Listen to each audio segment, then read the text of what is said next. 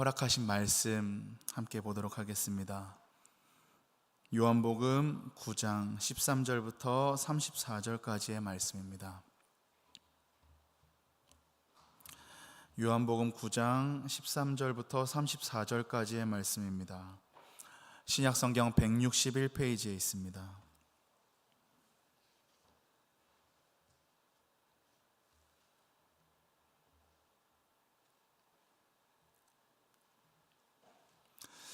한 절씩 교독하도록 하겠습니다.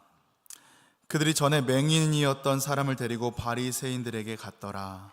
예수께서 진흙을 이겨 눈을 뜨게 하신 날은 안식일이라. 그러므로 바리새인들도 그가 어떻게 보게 되었는지를 물으니 이르되 그 사람이 진흙을 내 눈에 바르매 내가 씻고 보나이다 하니, 바리새인 중에 어떤 사람은 말하되 이 사람이 안식일을 지키지 아니하니 하나님께로부터 온 자가 아니라 하며, 어떤 사람은 말하되 죄인으로서 어떻게 이러한 표적을 행하겠느냐 하며 그들 중에 분쟁이 있었더니, 이에 맹인되었던 자에게 다시 묻되 그 사람이 내 눈을 뜨게 하였으니 너는 그를 어떠한 사람이라 하느냐? 대답하되 선지자니이다 하니, 유대인들이 그가 맹인으로 있다가 보게 된 것을 믿지 아니하고 그 부모를 불러 묻되, 이는 너희 말에 맹인으로 났다 하는 너희 아들이냐? 그러면 지금은 어떻게 해서 보느냐? 그 부모가 대답하여 이르되 이 사람이 우리 아들인 것과 맹인으로 난 것을 아나이다. 그러나 지금 어떻게 해서 보는지 또는 누가 그 눈을 뜨게 하였는지 우리는 알지 못하나이다. 그에게 물어보소서. 그가 장성하였으니 자기 일을 말하리이다. 그 부모가 이렇게 말한 것은 이미 유대인들이 누구든지 예수를 그리스도로 시인하는 자는 출교하기로 결의하였으므로 그들을 무서워함이로라. 이러므로 그 부모가 말하기를 그가 장성하였으니 그에게 물어보소서 하였더라. 이에 그들이 맹인이었던 사람을 두 번째 불러 이르되 너는 하나님께 영광을 돌리라. 우리는 이 사람이 죄인인 줄로 아노라. 대답하되 그가 죄인인지 내가 알지 못하나 한 가지 아는 것은 내가 맹인으로 있다가 지금 보는 그것이니이다. 그들이 이르되 그 사람이 내게 무엇을 하였느냐? 어떻게 내 눈을 뜨게 하였느냐? 대답하되 내가 이미 일렀어도 듣지 아니하고 어찌하여 다시 듣고자 하나이까? 당신들도 그의 제자가 되려 하나이까? 그들이 욕하여 이르되 너는 그의 제자이나 우리는 모세의 제자라. 하나님이 모세에게 말씀하신 줄을 우리가 알거니와 이 사람은 어디서 왔는지 알지 못하노라. 그 사람이 대답하여 이르되 이상하다. 이 사람이 내 눈을 뜨게 하였으되 당신들은 그가 어디서 왔는지 알지 못하는도다. 하나님이 죄인의 말을 듣지 아니하시고 경건하여 그의 뜻대로 행하는 자의 말은 들으시는 줄을 우리가 아나이다. 창세 이후로 맹인으로 난 자의 눈을 뜨게 하였다 함을 듣지 못하였으니 이 사람이 하나님께로부터 오지 아니하였으면 아무 일도 할 수 없으리이다. 그들이 대답하여 이르되 내가 온전히 죄 가운데서 나서 우리를 가르치느냐 하고 이에 쫓아내어 보내니라. 아멘. 아멘. 네, 여기 서자마자 인사를 하고 싶어가지고 아까 작게 인사를 소심하게 했었습니다. 지지난달까지 함께 신앙생활을 했던 김동욱 목사라고 합니다. 이곳에서 함께 또 예배를 드리고 함께 하나님 앞에 나올 수 있게 되어서 너무나도 하나님께 또 교회에게도 감사하게 생각하고 있습니다. 오늘 말씀 익히 잘 들어 아시는 말씀이라고 생각됩니다. 이 말씀을 보기 전에 한 가지 이야기만 잠깐 하길 원합니다. 우리나라 사람들 특징이 있습니다. 그것은 다른 사람 눈을 쳐다보면 조금 무례하다고 생각합니다. 제가 만약에 계속 이렇게 누군가의 눈을 쳐다본다면 쟤 도대체 왜 쳐다보는 거야 하면서 이상한 생각이 드는 그런 우리 특징이 있습니다. 그런데 외국 사람들은 이렇게 눈을 바로 쳐다보지 않으면 비겁하다고 그렇게 생각하는 이렇게 문화가 다른 그런 점이 있습니다. 그래서 우리는 평소에 사람의 눈을 잠깐 보고 다시 시선을 회피하거나 코를 바라본다든지 이런 여러 가지 일들을 합니다. 그런데 우리 삶에 코로나가 찾아왔었습니다. 코로나가 찾아오면서 많은 게 바뀌었습니다. 그래서 마스크를 쓰는 덕분에 서로의 눈을 많이 보게 됐습니다. 마스크가 여기 눈 아래까지 있었기 때문에 다른 곳은 볼 게 없는 거죠. 오직 눈만 이렇게 바라볼 수 있는 그런 상황, 눈밖에 바라볼 수 없는 그런 상황이었습니다. 제가 처음 왔을 때도 우리 교회에서 그렇게 보았던 기억이 있습니다. 그러면서 제가 마스크를 쓰다가 벗었더니 깜짝 놀라시는 분들도 보기도 했었는데요. 저는 그때 이렇게 우리 성도님들 눈을 바라보면서 우리 교회 성도님들의 눈이 참 멋지다, 그리고 예쁘다, 아름답다, 이런 생각을 했었습니다. 눈을 자세히 보면서 말이죠. 근데 눈을 아름답다 하면서 눈은 예쁜데 마스크를 벗은 얼굴은 예쁘지 않다, 이런 말은 아닙니다. 오해하지 않으셨으면 좋겠습니다. 그게 아니라 평소에 우리가 그만큼 자세하게 눈을 바라보지 않기 때문에 그런 것 같습니다. 나태주 시인의 풀꽃이라는 이 시를 들어본 적이 있으실 텐데요. 우리 한번 시를 같이 읽어볼까요? 시작. 자세히 보아야 예쁘다, 오래 보아야 사랑스럽다, 너도 그렇다. 그런가요? 자세히 보아야 예쁘다, 오래 보아야 사랑스럽다, 그렇게 했듯이 우리가 평소에 관심을 많이 갖지 못해서 그 사람이 얼마나 아름다운 사람인가, 얼마나 귀한 사람인가 하는 진가를 알아보지 못하는 그런 경우가 많이 있습니다. 그런 점에서 우리 교회 성도님들이 얼마나, 우리 영문교회 성도님들이 아름다운가, 멋진가 하는 것을 발견할 수 있습니다. 서로를 더욱더 자세히 그리고 깊이 바라보시기 바랍니다. 너무 아부성 발언 같은가요? 아부성 발언이기도 하면서 사실이기도 합니다. 이처럼 우리가 눈에 대해서 얘기했는데 신체 기관 어떤 한 부분 중요하지 않은 곳이 없습니다. 다 중요하지만 그 중에서 눈이 중요한 것은 두말할 필요가 없습니다. 예수님도 말씀하셨죠. 눈은 몸의 등불이라고. 그렇게 말씀하시면서 내 눈이 성하면 내 온몸이 밝을 것이다 라고 말씀하셨습니다. 그렇게 아름다운 눈, 좋은 눈을 가진 사람은 정말 복된 사람이다 라고 말할 수 있을 것입니다. 그런데 말입니다, 이와 반대로 앞을 보지 못한다는 것만큼 답답한 일이 있을까요? 물론 우리 몸에 불편함이 있으면 그것이 손가락에 생긴 아주 작은 고통이든 발이 아프든 머리가 아프든 아프고 고통스러운 것은 다 괴로운 것이고 사실 어떠한 고통도 참기가 참 어렵습니다. 그러나 그 모든 고통과 불편 중에서 앞을 못 보는 것처럼 답답하고 고통스러운 것이 세상에 어디 있을까 싶습니다. 예수님이 사셨던 그 당시만 해도 앞 못 보는 사람은 인간의 대우를 제대로 받을 수 없었습니다. 결국에는 부모한테도 버림받게 되고요. 그저 자기 혼자 구걸을 하든 뭘 하든 그저 먹고 살거나 굶거나 그러다가 죽으면 죽는 거고요. 이렇게 해서 비참한 인생을 살다 가는 것이 이 당시에 앞을 보지 못하는 이 맹인의 상황이었습니다. 성전에서 사람들에게 하나님의 말씀을 가르치다가 이 예수님의 말씀을 반박하는 살기등등한 군중들이 손에 돌을 들고 치려고 하니까 그 분위기를 피해서 성전 밖으로 걸어 나오시는 예수님 앞에 나면서부터 눈먼 사람이 막대기를 가지고 더듬더듬 지나는 것이 보였습니다. 이때 제자들은 말을 하죠. 예수님, 저것 보세요. 저 사람 누구 죄 때문에 저렇습니까?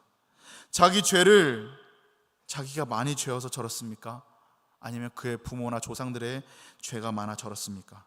그랬더니 예수님께서는 유명한 대답을 하셨죠. 자기 죄도 아니요, 부모의 죄도 아니요, 저 사람을 통해서 하나님의 큰 일을 나타내기 위해서 저 사람이 저렇게 보지 못하게 되었다. 그렇게 하시고는 그 사람을 불러 눈에 진흙을 침으로 이겨서 그 진흙을 눈에 발라준 다음에 실로암 못에 가서 씻으라고 말씀하셨습니다. 이 눈먼 사람은 즉시 말씀대로 실로암에 가서 씻었더니 하나님께서 그의 눈을 열어주셔서 그는 밝게 보게요, 춤을 추면서 예수님께 찾아와 엎드려 절하는 모습을 우리가 말씀을 통해서 보게 됩니다. 여기서 그 사람의 눈을 고친 것은 그 사람의 눈을 그저 물리적으로 뜨게 하는 데만 목적이 있는 것이 아니고 예수님이 누구신가를 정확하게 알려주는 표적인 것을 우리는 발견할 수 있습니다. 바로 예수 그리스도는 세상의 빛입니다 라고 말이죠. 그리고 그 사실을 본문 이후에 이제 39절부터 41절까지 우리 주님께서는 더 상세히 설명을 해주십니다. 우리 함께 읽어보도록 하겠습니다. 시작.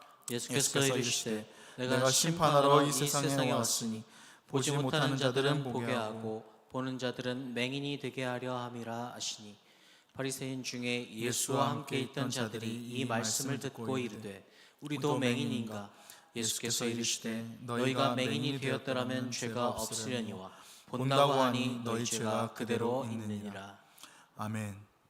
예수님께서 오신 목적을 분명하게 알려주셨습니다. 못 보는 사람은 보게 하고 보는 사람은 못 보게 하려는 것이다 하셨습니다. 그렇게 예수님께서는 심판자로 이 세상을 심판하기 위해 오셨다고 분명히 말씀하셨습니다. 우리는 여기서 주님이 말씀하시는 눈, 보는 것, 그 내용이 육신의 눈이 아닌 영적인 눈을 가리키는 것이라는 것은 저나 우리 여러분이 모두 다 잘 알 것입니다. 바로 영적인 눈에 대한 언급이시죠. 우리 중에 육신의 눈을 뜨지 못해서 고통받는 사람이 우리 주변이나 우리가 아는 먼 어떤 곳에 가끔 있을 수 있지만, 영의 눈을 제대로 보지 못해서 고통받는 사람은 너무나도 많다는 것을 잘 알고 있습니다. 이번 명절 기간 중에도 만난 친구들이나 가족들 중에서 이렇게 영적으로 눈 뜨지 못하는 이들이 있을 수 있었겠죠. 그렇다면 사람이 영적으로 본다는 것은 과연 무엇을 의미할까요? 영적으로 본다, 이것은 성경적으로 이야기하면 예수 그리스도가 하나님의 아들이며 나의 구원자이심을 믿고 고백하는 것을 일컬어서 영적으로 본다라고 말합니다. 이것을 일컬어 요한복음은 하나님의 영광을 본다라고도 말합니다. 그리고 또 영적으로 본다는 것은 하나님의 말씀을 통해서 하나님의 뜻을 분별하고 깨닫고 그리고 그 말씀 앞에 순종하는 것을 의미합니다. 다시 말씀드리면 영적으로 보는 것은 예수님을 나의 구주로 믿는 사람이요, 하나님의 말씀을 깨닫고 바로 깨닫고 그 말씀에 순종하는 삶을 사는 사람을 일컬어 영적으로 보는 사람이다 라고 할 수 있습니다. 그런데 안타깝게도 이 세상에는 영적으로 눈을 뜨지 못하고 한평생 캄캄한 데서 헤매다 가는 사람이 너무나도 많습니다. 세상에 이런 사람만큼 불행한 사람이 없죠. 그리고 그들이 불행하다고 하는 이유는 우리는 다 알 수 없는 이 하나님의 뜻에 의해서인지 평생 눈을 뜨고 예수 그리스도를 보지 못하도록 운명이 주어진, 이렇게 운명이 되어버린 사람, 숙명적으로 그렇게 된 사람들이 여전히 너무나도 많다는 것입니다. 이 부분에 대해서 로마서 11장 8절에는 이렇게 말씀하고 있습니다. 함께 읽겠습니다. 기록된 바 하나님이 오늘까지 그들에게 혼미한 심령과 보지 못할 눈과 듣지 못할 귀를 주셨다 함과 같으니라. 아멘. 혼미한 심령을 하나님이 주신 사람은, 그렇게 허락된 사람은 평생 볼 수가 없습니다. 그 결과 보지 못할 눈을 가지고 있고 듣지 못할 귀를 가지고 있다고 말씀해 주십니다. 이 사람들은 자기가 보고 싶다고 해서 볼 수 있는 것이 아닙니다. 마치 눈이 먼 시각장애인이 자기가 보고 싶다고 해서 보는 사람이 아무도 없는 것처럼 말입니다. 빛을 더 환히 남들보다 배는 더 밝게 비춰준다고 볼 수 있는 것이 아닙니다. 그런데 이 못 보는 사람이 보게 되려면 시력을 회복해야 된다라고 또 간단히 말할 수 있습니다. 이 영적으로 눈이 열리려면 하나님께서 눈을 열어주셔야 합니다. 그럼에도 불구하고 하나님께서 열어주시지 않는 사람들이 많다는 것을 우리는 알고 있죠. 또 자기 자신도 열고 싶지 않아, 보고 싶지 않아 하는 문 닫힌 사람들도 너무나도 많습니다. 이렇게 불행한 자들이 너무나도 많은 세상이라는 것입니다. 이 세상의 빛이시고 하나님의 아들이 우리를 구원하기 위해 세상에 오셨는데도 그분을 보지 못하고 캄캄한 눈을 가지고 살다가 그 눈을 뜨지 못한 채 죽는 사람이 너무나도 많다는 것입니다. 이런 현실에 비추어 본다면 우리를 한번 돌아봅시다. 얼마나 행복한 사람인가요? 정말 감사할 수밖에 없는 삶입니다. 성령께서 우리 눈을 열어주시고 예수 그리스도를 믿게 하셨습니다. 영원한 소망의 길로 초대하셨죠. 우리가 직접 예수님을 눈으로 본 사람 없을 것입니다. 손으로 만진 것도 아닙니다. 예수 그리스도를 확신 가운데 즐거움으로 믿으면서, 정말 그렇게 직접 만지고 본 것도 아니면서 나의 구주로 모시고 살 수 있으니까 이 영원한 생명에 들어갔으니 얼마나 감사한 일입니까? 우리에게 하나님께서 말씀 들려주시고 그 말씀을 읽을 때, 어떤 때는 내 입에 꿀송이 같이 달고 하나님의 말씀을 깨닫는 이 기쁨이 내 마음에서 차오르고, 어떤 때는 이 말씀 때문에 세상에 어떤 많은 다 가졌다고 하는 사람들조차도 모르는 감격을 맛보게 하신 이 하나님 앞에 우리는 감사드릴 수밖에 없습니다. 뿐만 아니라 이 한치 앞을 알 수 없는 혼탁한 세상을 하나님의 말씀의 빛을 따라 걸어갈 수 있도록 하신 우리 하나님 앞에 늘 감사하며 살아야 할 것입니다. 너무나도 부족하지만 우리는 이렇게 하나님의 은혜가 주어져 눈뜬 사람이 되었기에 이 시간 주님 앞에 나와 예배드리는 것이라고 할 수 있습니다. 그렇게 하는 것이라고 믿습니다. 그러나 말씀 가운데 알게 하시는 중요한 사실이 있음을 우리는 알아야 합니다. 우리가 비록 주의 은혜로 눈을 떴습니다만 이 눈은 너무나 예민해서요, 자칫 잘못하면 흐려지기 쉽습니다. 그리고 흐려지다 심하면 다시 감길 수 있는 것입니다. 우리가 요한복음 9장을 읽으면서 예수님께서 나면서 눈먼 사람을 고쳐주는 이 감동스러운 이야기가 지금 이루어졌는데도, 이 놀라운 기적이 이루어졌는데도 이상하게도 그 9장에 있는 내용들은 바리새인들의 대화를 통해 답답하고 부모의 반응을 통해 고통스러운 상황 또한 보여주고 있습니다. 한 번도 눈을 뜨고 보지 못한 사람을 주님이 고쳐주셔서 눈뜨게 된 지금, 이 현장은 축제 분위기가 되어야 할 이 마땅한 현장임에도 축제가 벌어질 수 없는 냉랭한 상황입니다. 그렇다면 축제가 아닌 상황을 만들어버린 그저 답답하게 반응하고 있는 저 바리새인과 두려움으로 인해 자녀의 기쁨에 동참할 수 없었던 저 부모의 어리석음이 역시 문제였어, 저 사람들이 문제였어 하고 덮어두면 될까요? 아니죠. 우리가 사실은 그곳에 있었던 바리새인과 부모와 같을 수 있다는 것입니다. 눈이 흐려져서 또는 눈이 감겨서 철저하게 나 중심적인, 내가 속해 있는 집단의 이익에 맞는 판단만을 하는 그 중심으로 결정하고 살 수 있다는 것입니다. 주 안에서 사랑하는 성도님들, 죄가 무엇인가요? 네, 맞습니다. 생각하셨죠? 온 우주의 중심과 내 인생의 중심을 철저하게 나에게 두는 것입니다. 모든 중심이 내가 되어 있는 것을 죄라고 말할 수 있습니다. 하나님을 무시하고 자기 중심성으로 살아가는 모든 방향성이 곧 죄의 뿌리입니다.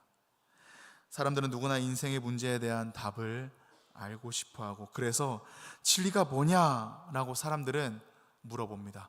과거에도 그래왔고 지금도 그랬고 아마 미래에도 계속 그러한 답을 찾고 싶어 할 것입니다.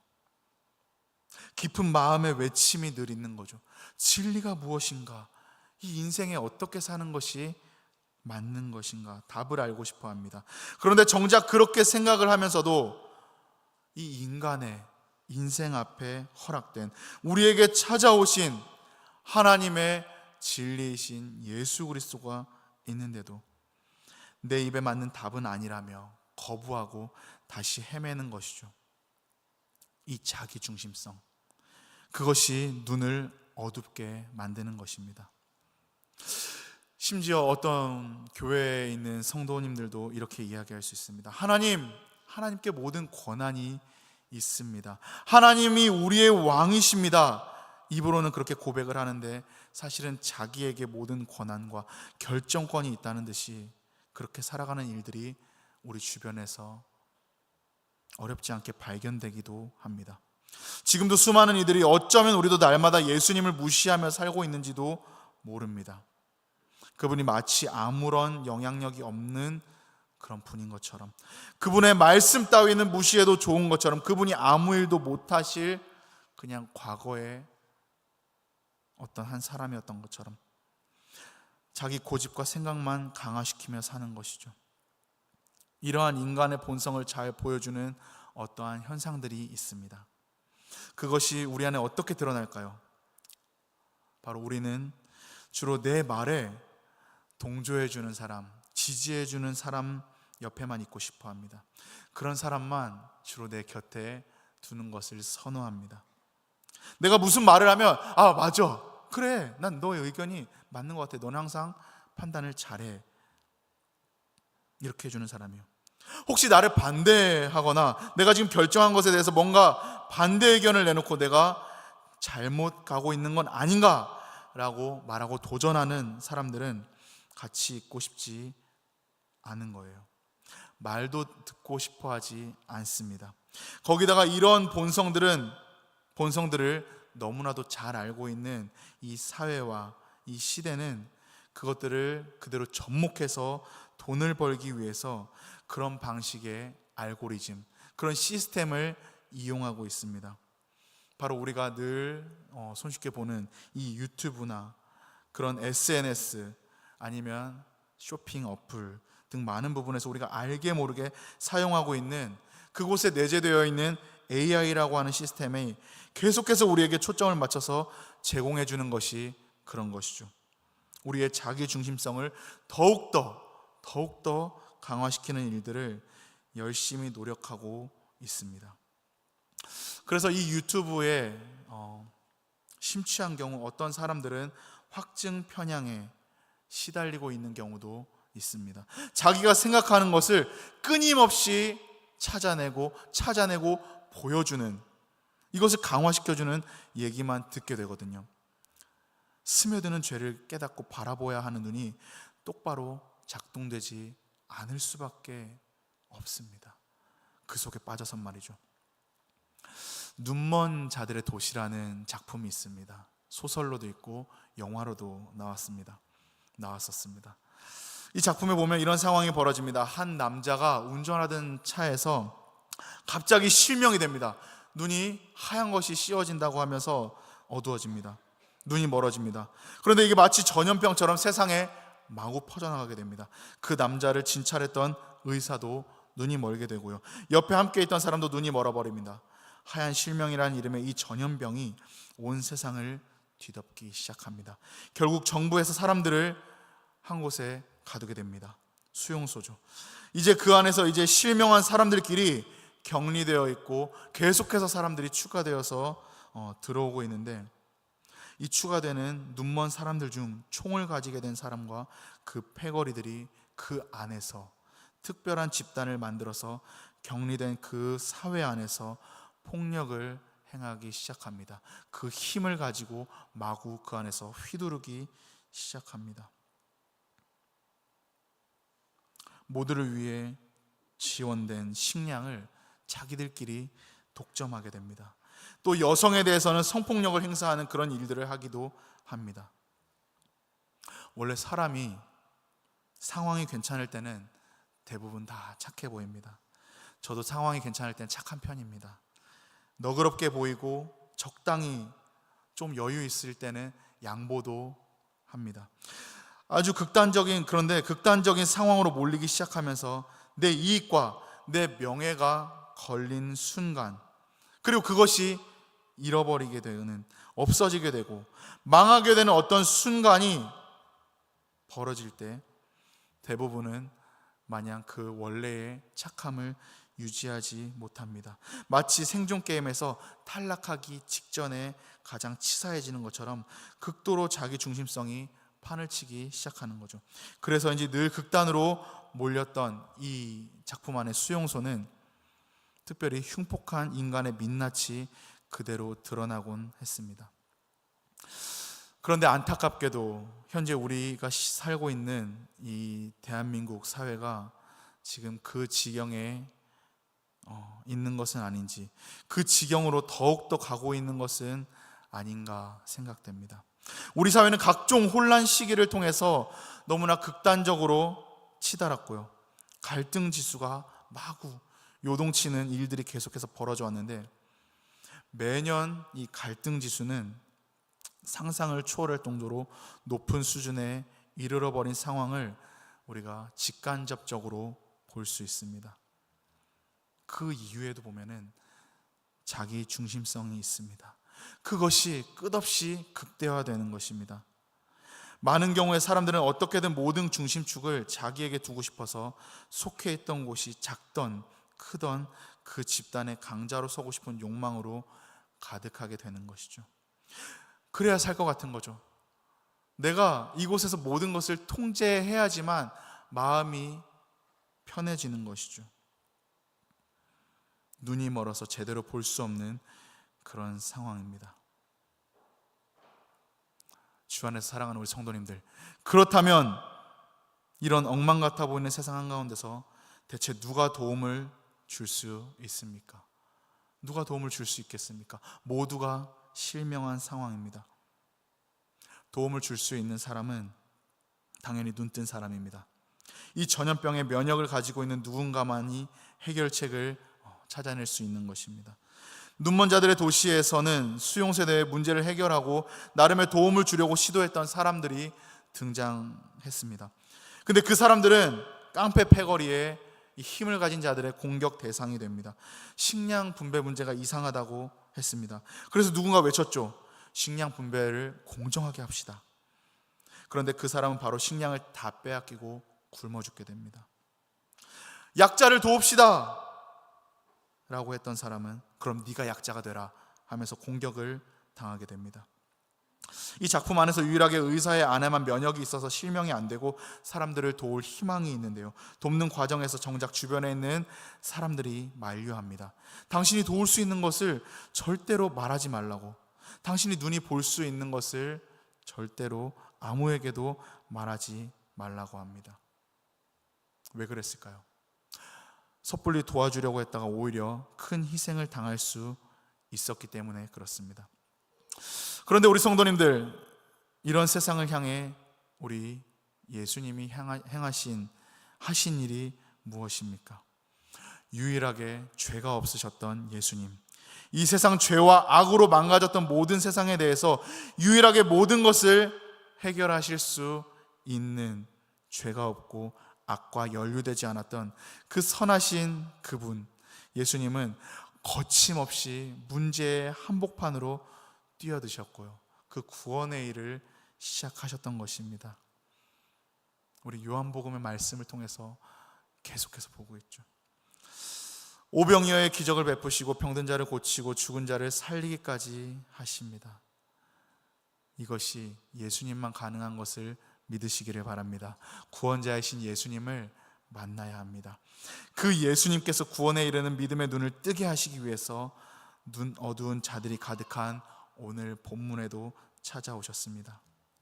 이 기적을 통해서 예수님은 이 세상의 빛이시며 우리를 어두움에서 건져내서 영원한 하나님의 나라로 인도하시는 유일한 구원자 되심을 온 천하에 선포하는 놀라운 의미를 이 기적 기사가 증언하고 있습니다. 그래서 그런지 나면서 눈먼 자가 눈을 뜬 다음에는 그는 여러 사람에게 예수님에 대해서 이야기를 하고 있는 모습을 우리는 9장 전체를 통해서 보게 됩니다. 우선 주변 무리의 사람들을 만나서 예수님이 자기 눈을 뜨게 해줬다고 증거합니다. 그리고 바리새인들에게 붙들려 가지고는 2번이나 예수 그리스도가 자기의 눈을 뜨게 해주었다고 증거합니다. 그리고 자기 부모에게도 그 사실을 알립니다. 이 장면에서 눈이 가는 것은 보게 된 그 사람이 다니면서 예수 그리스도를 이야기할 때 그가 예수님을 부르는 호칭이 조금씩 바뀌고 있다라는 사실을 발견할 수 있습니다. 이것은 눈을 뜬 그 사람이, 똑바로 보게 된 그 사람이 예수님을 믿게 되는데 그 믿음이 어떻게 진행되었는가, 그리고 그 믿게 되는 과정이 어떤 과정을 거치는가를 우리가 들여다볼 수 있는 좋은 이야기, 좋은 사건이 됩니다. 사람들이 이 눈 멀었던 자를 보고 놀라서 네가 어떻게 해서 눈을 뜨게 되었느냐 하고 묻자 이 사람은 처음에 이렇게 대답을 합니다. 예수라 하는 그 사람이 진흙을 이겨 내 눈에 바르고 나더러 실로암에 가서 씻으라 하기에 씻었더니 보게 되었어. 자기를 눈뜨게 한 그분이 예수라는 그 사람이었을 뿐이라고 이야기합니다. 그 이상은 그가 모르는 것 같아 보입니다. 예수라고 하는 그 사람이라는 이 호칭은 그 당시 사람들이 예수님을 놓고 불렀던 이름입니다. 소위 말해 나사렛 예수라는 의미입니다. 이 말 속에는 존경의 의미도 적지 않게 있지만 일반적으로 보통은 멸시하는 투로 그 이름을 많이 불렀습니다. 나사렛 총구석에서 나온 별것 아닌 것이 세상을 어지럽게 한다, 이런 식으로 바리새인들은 비방을 했었죠. 처음에 소경되었던 이 사람, 보지 못했던 이 사람, 눈뜬 이 사람은 이 정도 수준에서 예수님을 알았습니다. 그런데 조금 시간이 흐른 후 이 사람은 이 바리새인에게 호출당하게 되었습니다. 그 당시에 종교 지도자들이죠. 이 사람을 불러가지고 이런저런 질문을 했습니다. 그리고 나중에 가서 그 사람이 네 눈을 뜨게 하였는데 너는 도대체 그를 어떤 사람이라 생각하느냐 하고 따져 물었습니다. 이럴 때 그 눈 뜨게 된 사람이 대답합니다. 뭐라고 얘기하죠? 선지자입니다 라고 합니다. 선지자라고 대답하는 이유는 이 사람이 하나님께로부터 오지 아니하였으면 이런 일을 도저히 할 수 없다라는 거죠. 다시 말하면 하나님께로부터 온 선지자잖아, 그만이 이런 일을 할 수 있어 라는 뜻입니다. 이 반응은 우리가 종교적인 관점으로 그가 바뀌었다라는 것을 볼 수 있습니다. 그저 사회에서 부르는 한 사람에서 신앙, 종교적인 관점으로 변화된 것을 보게 됩니다. 마치 우리가 사회에서 그냥 예수라는 사람 이야기하다가 교회 안에서 그 예수님 하고 부르게 된 것처럼 말입니다. 이것은 경건한 호칭입니다. 영적 지도자를 부르는 당시에 그런 호칭이었던 것이죠. 예수님도 그 선지자 중에 한 사람이라고 그는 바라보게 되었던 것 같습니다. 그런데 여기서 그치지 않습니다. 더 일은 진행됩니다. 35절로 넘어가 보면 점점 이 눈 뜨게 된 사람의 믿음이 발전하는 것을 볼 수 있습니다. 그는 예수님을 다시 만나게 됐습니다. 이때 예수님이 그를 보시고 질문하셨습니다. 네가 인자를 믿느냐? 생전 들어보지 못한 말을 지금 이 눈을 뜨게 된 자가 듣게 된 것입니다. 인자는 하나님의 아들이라는 뜻입니다. 네가 하나님의 아들을 믿느냐라는 물음을 예수님께서는 하시는 것이죠. 우리 성도님들은 하나님의 아들을 믿으십니까? 아멘. 우리는 그 예수님을 믿습니다. 지금까지는 나사렛 예수라는 그 사람 정도로 알았고 조금 더 나아가 선지자 정도는 알았는데 이제 드디어 예수님께 하나님의 아들을 믿느냐라는 질문을 받습니다. 그가 대답합니다. 주여, 그게 누구오니까? 내가 알기만 하면 믿기를 원합니다. 믿고자 합니다. 아직까지 예수님이 하나님의 아들이신 것을 모르고 있는 상황입니다. 그러므로 누구든지 하나님의 아들이라고 하면 자기는 믿기를 바라고 있는 그런 심정의 단계까지는 이르게 되었습니다. 그럴 때 예수님이 대답합니다. 네가 그를 보았거니와 지금 너와 말하는 자가 그이니라. 너하고 지금 말하는 그가 하나님의 아들이니라, 인자니라 하고 주님이 대답하셨습니다. 그랬더니 드디어 이 눈 멀었던 자가 너무나도 감동해서 주여, 내가 믿나이다 하고 절하며 경배했습니다. 드디어 소경되었던 사람의 믿음은 예수님을 하나님의 아들로 고백하는 자리까지 왔습니다. 이것이 비록 하루 만에 이루어진 과정이었지만 나사렛 예수에서 선지자로 그리고 하나님의 아들로 그 믿음이 발전하는 것을 보게 됩니다. 그리고 그 모든 이끌음에는 예수님의 선하신 인도하심이 있음을 우리는 알 수 있습니다. 예수님을 하나님의 아들로 믿고 고백하고 바라보는 그 믿음이 바로 성경이 이야기하는 참 믿음입니다. 그 믿음이야말로 우리에게 구원을 줄 수 있는 살아있는 믿음입니다. 이 믿음을 가진 자만이 영생을 얻을 수 있습니다. 그가 하나님의 아들이심을 믿고 고백하자마자 그는 완전히 딴 사람이 되어버렸습니다. 그 주변에 있었던 수많은 사람들과 구별된 사람이 되었습니다. 그는 세상의 아들에서 하나님의 아들로 신분이 바뀌었습니다. 멸망의 자식으로부터 구원을 받은 것입니다. 예수님을 알게 되고 믿게 되면 그 순간부터 하나님 나라에 갈 때까지 우리는 믿음을 따라 살게 됩니다. 믿음을 따라가게 되죠. 세상 사람들과 다른 것은 똑같이 이 주어진 세상 속에서 살아가지만 세상 사람들은 그때그때 다른 기준, 트렌드라고 할 수 있는 그들이 추구하는 가치, 원하는 대로 그것을 쫓아 살아갑니다. 그리스도인은 예수님을 깊게 체험하는 순간부터 그 인생의 방향이 틀어지게 됩니다. 인생의 주인이 바뀌는 것이죠. 세상 사람은 주가 자기 자신입니다. 그러나 우리는 예수 그리스도를 주로 고백하는 순간 내 모든 삶의 주가 바뀌기 시작하는 거죠. 그래서 우리의 인생은 이런 물음이 시작될 것입니다. 나는 이 땅에 어떻게 살아야 하지? 왜 날 이 땅에 있게 하시고 오늘도 생명을 주셔서 살게 하실까? 그렇다면 나는 어떻게 살아야 할까? 이런 고민과 함께 우리는 신앙생활을, 믿음 생활을 하게 됩니다. 우리의 이 믿음 생활은 주님께서 허락하시는 그날까지 우리의 삶 속에서 어떠한 환경, 어떠한 선택 앞에서 어떤 문제가 벌어져도 그 앞에서 주님이 원하시는 삶을 살아가는 하루하루의 싸움입니다. 그렇게 주 안에서 사랑하는 우리 성도님들 부탁드립니다. 혹시라도 삶의 자리에서 하나님과의 진실한 만남과 인격적인 대화를 누리는 이 삶이 무너져 있다면, 너무나도 삶이 분주해서 정말로 우리가 붙잡아야 될 것이 무너져 있다면, 매일 말씀을 만나고 그 말씀으로 기도하며 구원의 감격이 흘러나오는 찬양이 혹여나 우리 가운데 무너져 있다면 우리 모두 다시 정직하게 돌아보면서 결단할 수 있기를 소망합니다. 새해가 이제 시작됐습니다. 네, 구정도 지났고요. 정말 힘차게 이제 한 달을 보내면서 이제 또 2월 달이 시작되었습니다. 이 세상 살아가면서 우리가 정말 필요한 것이 많습니다. 서로 덕담도 많이 했을 텐데요. 건강도 해야겠고요.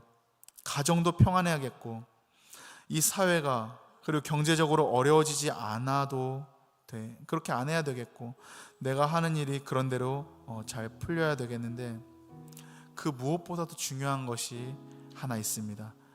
그게 뭐냐면은 바로 똑바로 보는 것입니다. 눈을 똑바로 보고 똑바로 뜨고 정확하게 보는 것입니다. 좁은 길과 넓은 길 가운데 우리가 선택해야 할 분명한 길을 똑바로 봐야 되고요. 진리와 비진리가 무엇인지 바라볼 줄 알아야 하고요. 하나님의 뜻과 사람의 뜻이 무엇인지를 우리는 분명히 판단해서 선택할 수 있어야 합니다. 선악이 무엇인지 분별할 수 있어야 하고, 본질과 형식이 어떻게 다른가도 우리가 볼 수 있어야 합니다. 우리 눈이 흐려지지 않도록 합시다. 그렇게 하기 위해서는 주님을 붙잡아야 합니다. 올 한해 주님과 동행하시는 귀한 성도님들 되시기를 주님의 이름으로 축복합니다. 잘못된 생각 때문에 내 눈이 흐려지지 않도록 합시다. 내 중심적인 율법주의 때문에 내 눈이 흐려지지 않도록 했으면 좋겠습니다. 안다고 하는, 다 알아 하는 그 교만 때문에 내 눈이 흐려지지 않도록 합시다. 항상 하나님의 말씀으로 내 눈을 닫고 이 성령님께서 허락하시는 손길로 내 눈에 더러운 것을 씻어내고 크게 보고 바로 보고 잘 걸어가서 그 주님이 허락하시는 그 나라까지 걸어가는데 조금 더 어려움이 없이 귀한 믿음 생활할 수 있기를 소망합니다.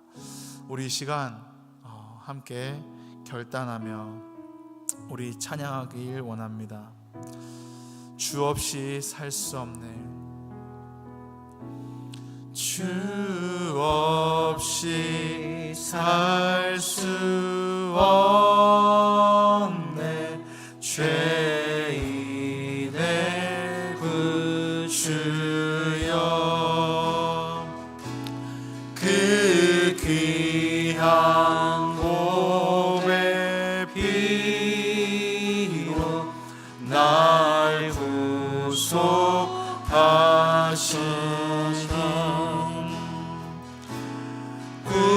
구주의 사랑으로 흘리신 보혈이 내 소망 나의 위로 내 영광. 다시 한번 우리 1절 찬양합니다. 주 없이 살 수 없네. 죄인의 구주여, 그 귀한 몸의 피로 날 구속하소서.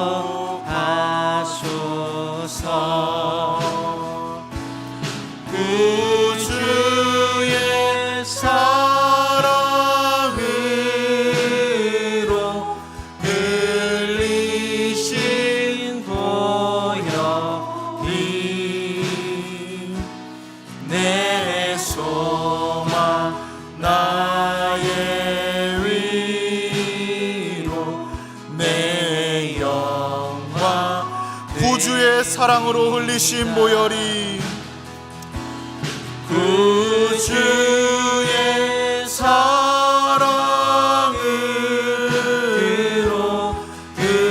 흘리신 보혈이 내 소망 나의 위로 내 영광 됩니다. 이 시간 함께 기도하기 원합니다. 결단하며 기도할 때에 하나님, 우리가 똑바로 볼 수 있는 눈을 허락하여 주시옵소서. 때때로 죄악된 본성으로 인해 어두워지는 이 눈 가운데 성령 하나님께서 말씀을 깨닫는 지혜로 매 순간 깨끗이 씻어 주시옵시고, 나 중심적인 삶이 아닌 우리 주 예수 그리스도 중심의 삶을 살아갈 수 있게 주여 인도하여 주시옵소서. 그래서 내 삶이 정말 예수님과 함께 동행하는 그런 삶이 되게 하여 주시옵소서. 우리의 삶 가운데 말씀을 세워 주시옵시고, 그 말씀으로 기도하는 인생 되게 하여 주시옵시고, 그래서 정말 우리 삶 가운데 기쁨이 감격이 넘쳐서 찬양이 끝없이 솟아나는 그러한 인생 되게 하여 주시옵소서. 무엇보다도 우리를 위해 이 땅에 오신 그 생명까지 다 깊이 바쳐 우리를 사랑하신 그 예수님을 기억하게 하여 주시옵시고, 그 예수로 우리가 살아갈 수 있는 인생 되게 붙잡아 주시옵소서. 이 시간 주님의 이름 의지하여 함께 결단하며 기도하겠습니다. 주여, 우리의 구주이신 주님을 의지하며 기도합니다.